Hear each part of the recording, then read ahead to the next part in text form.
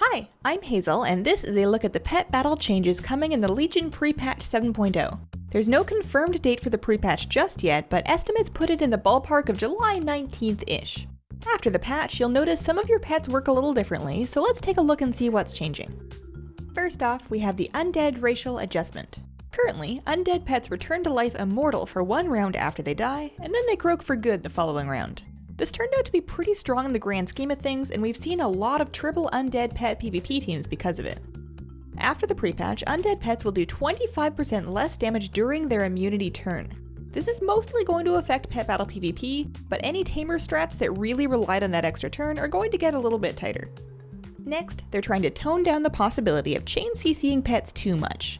To this end, Frog Kiss and Sleeping Gas have both now had a 1-round cooldown added. This is mostly intended as a PvP nerf to frogs. The 25% chance to transform the target was a little too RNG for PvE strats to begin with.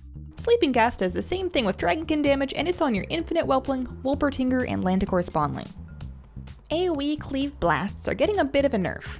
Thunderbolt, Avalanche, Grave Destruction, Carpnado, Arcane Storm, and Psionic Storm will do 15% less damage after the patch. You're going to feel this most when using your Mechanical Pandaren Dragonling, Darkmoon Zeppelin, Nexus Whelpling, and Graves. Because it's just a moderate damage nerf, this doesn't really break any combos and it isn't a huge deal. Additionally, Thunderbolt in particular is getting a 5-round cooldown up from 4, which is a bit of a kick in the teeth for the Zeppelin, Pandaren Dragonling, Spawn of Nathus, Stonegrinder, Stormwing, and the Thundertailed Flapper. Cleave damage is being reduced by 25%, which specifically affects the Weebomination. He was a little too good in PvP, so this nerf on top of the Undead Racial nerf should bring him back into line. The duration of Shell Armor is being reduced from 3 rounds down to 2. This is a minor nerf to Ore Eater, Crusher, and Hydraling. Similar effects such as Stone Skin and Tough and Cuddly are staying the same, and this nerf is supposed to bring Shell Armor more in line with the other mitigation effects. Graves is having Clobber and Bone Storm swapped in spots. His raw stats are also being shuffled to give him less health and damage while granting him a negligible amount of speed. If you add in the nerf to Grave Destruction and the Undead Racial, Graves is really getting torn down here.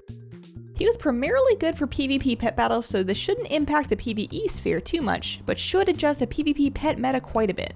The good news is if you didn't already have him and you weren't looking forward to playing a butt ton of Heroes of the Storm to grind him out, he's definitely going to be less valuable going forward, and you can probably take a pass on him.